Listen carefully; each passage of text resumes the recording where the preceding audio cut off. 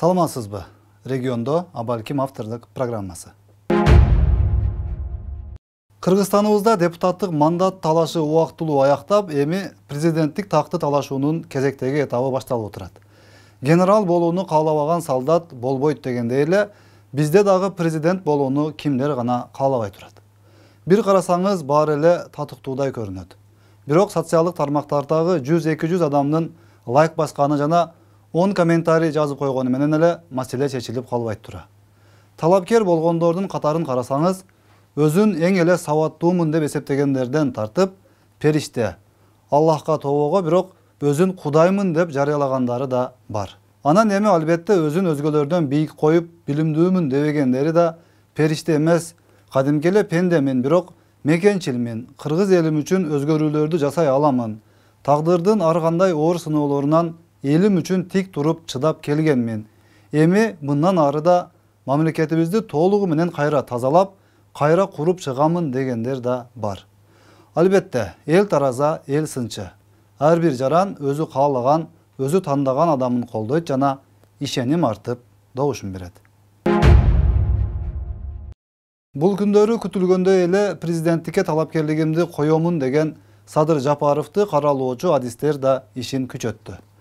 Байкаган болсоңуз, Азаттык радиосу дал ошол Жапаровду каралоочулардын тобуна түзүлгөн сахнага айланды да калды. Жеке бир ишкердин чет өлкөлүк тараптар менен түзгөн келишимине Садыр Жапаровду байланыштырып коёмун деп, кыргыз журтчулугуна шерменде болушканын да көргөндүрсүз. Камчы Көлбаевдин кармалышын спектакль деп сабаттуу сынган, өзүнөн башка эч кимди адам ордунда көрбөгөн саясатчы агаларыбыздын да шерменде болгонун байкадыңызбы? Камчы Көлбаевдин кармалышы спектакль эмес эле, аны спектакль дегендердин өздөрү кулоон экенине балким эми ынангандырсыз. Өзүн маданияттуу, эң эле билимдүү, бүт эл сүйгөн, өзүн кыргыздын уюткусу катары баалап келе жаткан адамдарыбыздын деңгээли эми ушул тура. Сооронбай Жээнбековду соке деп жүрүп, шылдыңдап күлүп убакыт өткөрүлдү. Башка учурдагы президенттерибиздин баарына лакабат коюлуп, үстүнөн болушунча күлүп, шыбап жүргөн жандары, албетте, үйрөнгөн адаттары бул жарыктыкта калбайт окшойт. Аларың садыйын кийин башкан ким баары бир аларга. Эгер ошол садыйды аларың садыйын кийин башкан ким баары бир аларга. Кече сокен айттым го, мен тааныбайм аны деп. Мага киши эмес, ошол кишинин жасаган ишин сындайм мен, кишини эмес. Кишини сындаган шариятта дагы өтө чоң күнөөкөр болот. Көрө албастыктан эмес, элибиздин, жалпы коомубуздун сабатсыздыгынан ушул абалга кабылдык. Садыр Жапаровду садый десе, анда Адахан Мадумаровду Мадумаев дегенге туура келип калабы. Курсан Асановду Куйсан дегенибиз туура болобу. Роза Отунбаева Йоза болуп, Кылара Сооронкулова Кылаяга айланып, Кыргызстаныбыз Кыйгызстан болуп калбайбы? Ушундай кантип болсун?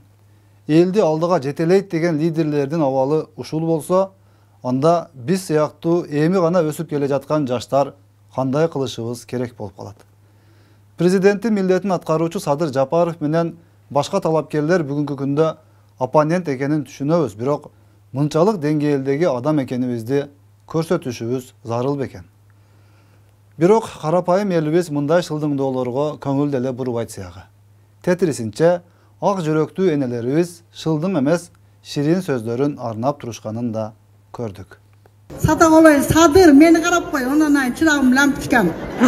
Мен Кызгал айыл өкмөтүнөн Карамат айылынан. Бул президенттер келгенде жакшы эле кийин айнып кетишет да. Ушу сен айнып Садаголой чырагым лампочкам.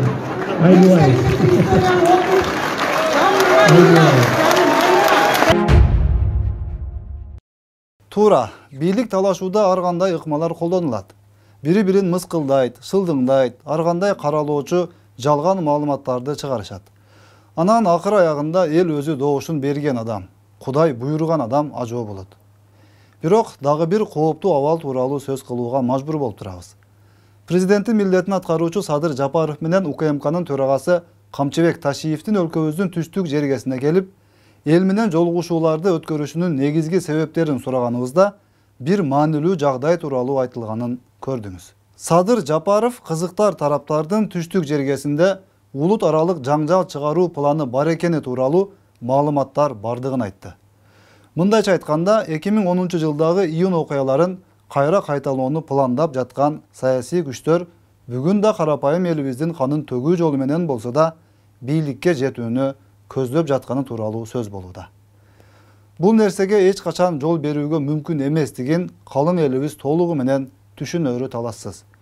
Бирок жакынкы тарых көрсөткөндөй, кыргыз саясатчыларынын бир бөлүгү бийлик алуу үчүн, өзүнүн чет жактагы кожоюндарынын максатын ичке ашыруу үчүн керек болсо биздин карапайым элибизди улут аралык жаңжалга салып, башаламандык болуп жатканда дароо өздөрүнүн ниеттерине жетип алууну көздөшкөнү канчалык өкүнүчтүү жана кооптуу.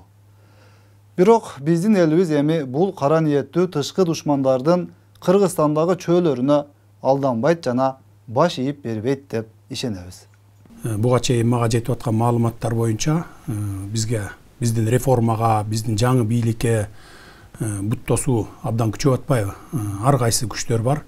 Ошол күчтөрдүн ушу улуттар аралык жаңжал чыгарып жиберүү, жанагындай бир ар кандай оюндарды уюштуруу максаттары болуп атат. Ошол себептен эл менен түзмө-түз жолугуп, диаспоралардын баягы чоңдору менен, лидерлери менен келип сүйлөшүп, көзмө-көз сүйлөшүп кетиш үчүн келдик. Ошон үчүн элди чогултуп, баягы түзмө-түз сүйлөшүп, эл менен суроо жооп алып, анан кийин ошол ушундай бир жаңжалдарды болтурбоо максатында, алдын алуу максатында келдик. Эми албетте бүгүн COVID-19 күчөп аткан мезгили, бирок ошентсе дагы COVID-19 дагы ушул негизи улуттар аралык жаңжал чыгып кетүү же болбосо чек ара маселелеринде жаңжал чыгып кетүү бул андан дагы коркунучтуу нерсе да. Ошон үчүн ошол максатта келип эл менен жолугушуп, суранып, кайтып кетип атабыз бүгүн. Биздин коомубузда мындан ары эч кандай коррупционер болбойт. Коррупционерлердин бардыгын биринчиден тазалайбыз, тазалангысы келбегендердин бардыгын түрмөгө тургузабыз туугандар. Андан сырткары мамлекетибизде, биздин коомубузда жанагы мындай биздин сөзүбүз менен айтканда бандиттер болбойт. Урматтуу эл журт, эч ким коомдо коркпой, эркин өзүнүн пешенетери менен жашаш керек. Биз ушуга шарт түзүп беребиз, Кудай кааласа. Сиздерден, элден, журттан биз колдоо күтөбүз. Туура биздин келип ошо Садыр Нуркожоевичти башына коюп, мамлекетибизди көтөрүп, моңотуп иштейбиз деген аракеттерибизге бут тоскондор өтө көп. Эски саясатчылар бир көп. Алардын баардыгы биригип алып бир тарапта болуп, биз Садыр Нуркожоев экөөбүз бир тарапта болуп, ушундай болуп калган күндөрүбүз болду. Бирок элдин күчү менен, элдин колдоосу менен биз мына жеңип келе жатабыз. Мындан ары да жеңебиз деген ойдобуз. Рахмат баарыңыздарга, рахмат. Ыраазычылык. Маселенин баары Садыр Жапаров менен Камчыбек Ташиевдин партиялык системаны жок кылып, бир мандаттуу шайлоо системасын киргизебиз. 30 жылдан бери чет өлкөлөрүнөн алынган грант түрүндөгү жана кредит иретиндеги акча каражаттарын толугу менен кайра карап чыгып, кайда кеткенин текшерип чыгабыз. Уурулук кылгандарды кустурабыз.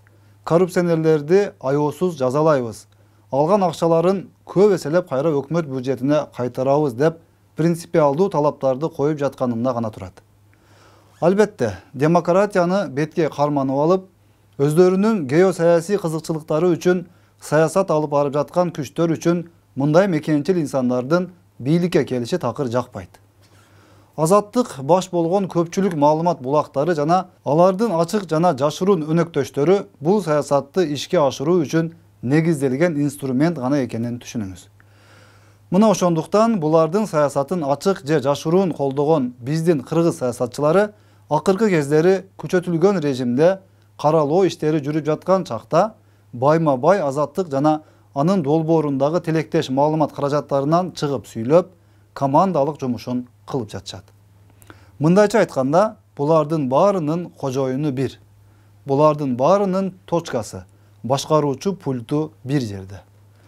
Ал эми арада акыйкатты көрсөткөн болуп, карапайым элдин тарабын талашкан болуп жатчы болсо, бул жөн гана элдин ишенимине кирүү үчүн атайын жасалган тактикалык кадамдар экенин баамдаңыз.